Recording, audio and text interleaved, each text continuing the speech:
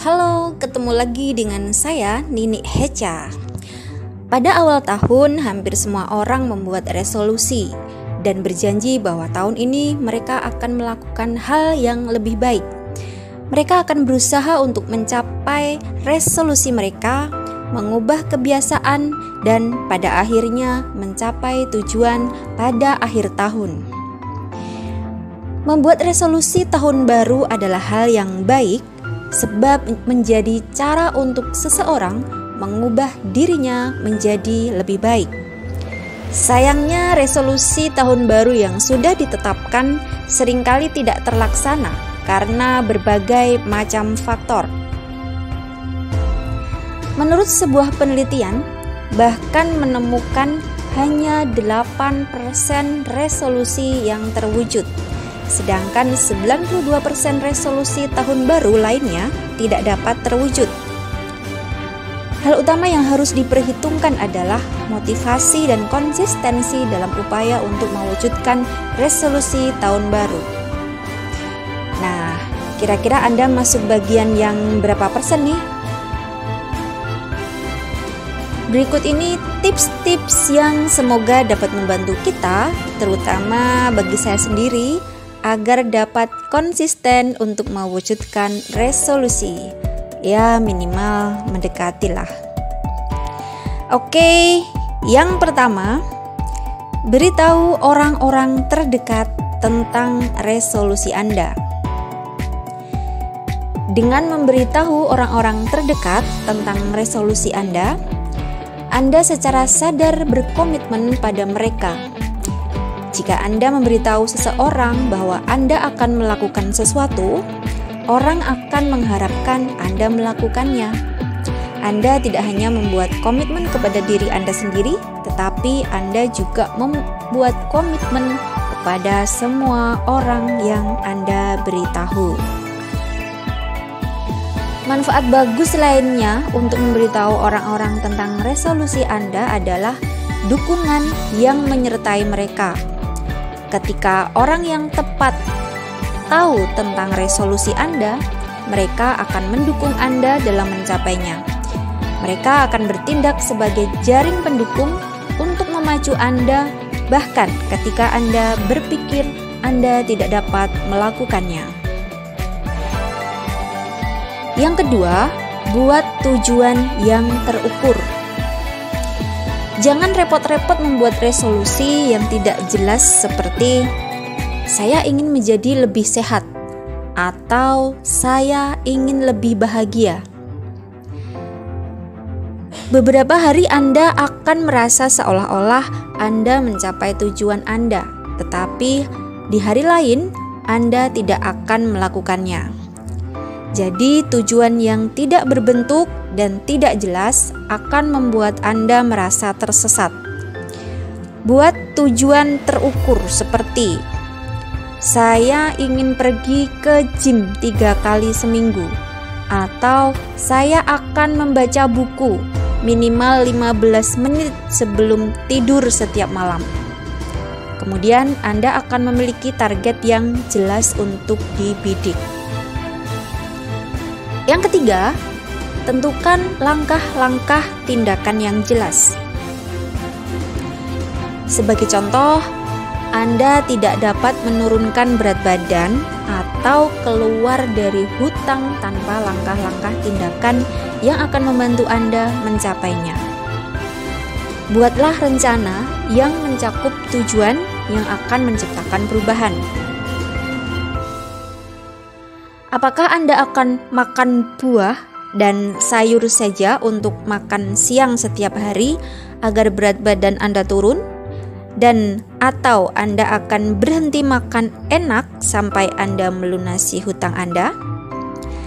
Berkomitmenlah untuk mengambil tindakan yang akan membantu Anda lebih dekat dengan tujuan Anda. Yang keempat, jangan ditunda, segeralah mulai meskipun dengan langkah kecil. Jangan terlalu ambisius di awal. Mengubah hidup secara drastis dalam waktu singkat seringkali tidak berhasil. mulailah dengan langkah kecil yang dapat Anda lakukan tanpa menimbulkan kelelahan atau kebingungan. Contohnya, jika tujuan Anda adalah berolahraga, mulailah dengan bangun pagi, jalan kaki di halaman rumah, atau lari-lari kecil dan latihan ringan, kemudian tingkatkan secara bertahap. Sebuah usaha tidak akan segera dapat dimulai jika ditunda-tunda, maka mulailah segera mungkin meskipun dengan hal yang terkecil dan sederhana. Yang kelima, kelilingi diri Anda dengan lingkungan yang mendukung untuk sukses. Support system dari orang-orang terdekat sangat menentukan keberhasilan kita. Maka, dekatlah dengan orang-orang yang dapat menghargai Anda dengan apapun langkah baik yang Anda ambil untuk mewujudkan keinginan Anda. Jaga jarak dengan toxic people sepertinya juga sangat penting untuk dilakukan agar dapat menjaga kesehatan mental kita untuk kita dapat fokus dalam mewujudkan mimpi-mimpi kita. Yang keenam, belajar dari kesalahan Anda. Kesalahan adalah bagian dari proses, tetapi terlalu sering orang berpikir satu kesalahan berarti mereka ditakdirkan untuk gagal. Ketika Anda membuat kesalahan, belajarlah dari kesalahan Anda. Faktanya, sebuah penelitian menunjukkan bahwa orang yang berhasil mempertahankan resolusinya cenderung pernah gagal setidaknya sebanyak 14 kali. Sebagian besar individu sukses ini mengatakan bahwa mereka telah menemukan cara untuk mengubah kesalahan menjadi peluang untuk tumbuh lebih kuat dan menjadi lebih baik. Yang ketujuh, jangan fokus pada hasil akhir. Ketika kita berkomitmen pada suatu tujuan, kita benar-benar harus memperhatikan prosesnya. Dari proses itu, kita dapat belajar dan menjadikannya pengalaman yang menyenangkan. Fokus pada proses akan membuat kita menikmati setiap yang terjadi di hidup ini, baik itu cerita manis ataupun pahit. Keduanya sama-sama memberikan pelajaran meski dengan cara yang berbeda. Dengan cara ini, hidup terasa lebih indah dan tenang. Yang kedelapan, ketahui kapan Anda harus istirahat. Kelelahan adalah kemungkinan yang sangat nyata saat Anda tidak beristirahat. Temukan waktu setiap hari untuk membiarkan pikiran Anda rileks. Tidak ada tujuan atau resolusi yang harus menghabiskan pikiran Anda dari bangun tidur sampai tidur lagi. Mengambil istirahat yang efektif juga terbukti meningkatkan produktivitas kita. Dengan istirahat, tubuh dan pikiran kita akan mendapatkan energi yang terbarukan sehingga kita dapat mulai melangkah lagi dengan amunisi yang lebih siap. Kesembilan, memotivasi diri sendiri. Bayangkan kita sedang mendaki gunung.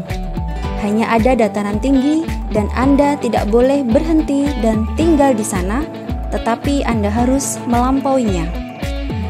Bagaimana hal ini berkaitan dengan pencapaian resolusi Anda?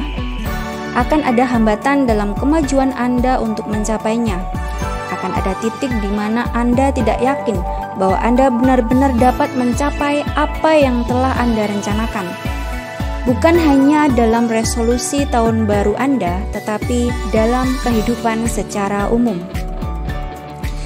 Disinilah maka perlu selalu menyemangati dan memotivasi diri sendiri setiap hari.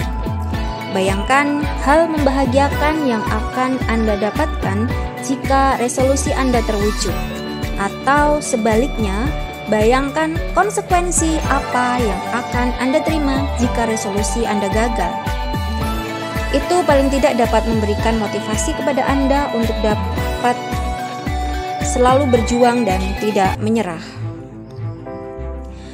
Ke-10, hadiahi diri Anda sendiri. Rasa capek, bosan, stuck, kalau dibiarkan begitu saja, bisa-bisa Anda jadi stres dan depresi. Gak mau kan? Makanya di sini self reward atau menghadiahi diri sendiri itu juga salah satu kebutuhan manusia selain sandang, pangan, dan papan. Jadi kalau Anda stuck, coba rehat sejenak buat diri Anda sendiri. Bisa dengan sekedar piknik tipis-tipis dengan keluarga atau teman, atau sekedar karaoke di rumah. Menghadiahi diri sendiri atas kerja keras yang sudah dilakukan bisa mengembalikan motivasi ketika merasa ingin menyerah. Ketika Anda menghadiahi diri sendiri, otak secara nggak langsung melepaskan hormon dopamin yang membuat kita merasa baik dan bahagia. Hormon ini yang juga menjadi obat stres sehingga pikiran kembali fresh. Self reward juga bisa jadi bentuk rasa sayang pada diri sendiri dan semakin percaya diri. Lingkungan juga akan merasakan energi positif yang terpancar dari diri Anda. Yang ke-11, terima kritik sebagai hal yang membangun. Anda akan menemui orang yang suka mengkritik dan mereka adalah bagian dari hidup. Jadi, ubah kritik ini untuk memotivasi dan menyemangati Anda dalam mencapai resolusi tahun baru Anda. Meskipun kritik yang disampaikan tidak semuanya bertujuan untuk memperbaiki kita, tetapi kita fokuslah untuk menerima dan kemudian memperbaiki diri kita. Itu adalah bentuk kepedulian mereka kepada kita. Oke, itu tadi beberapa tips yang dapat saya sampaikan, yang sebenarnya ini merupakan catatan bagi saya sendiri, karena saya termasuk dari 92% tadi.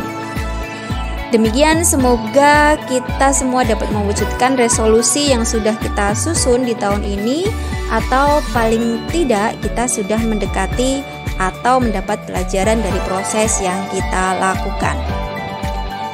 See you, sampai bertemu lagi di video selanjutnya. Salam dari Nini Hecha.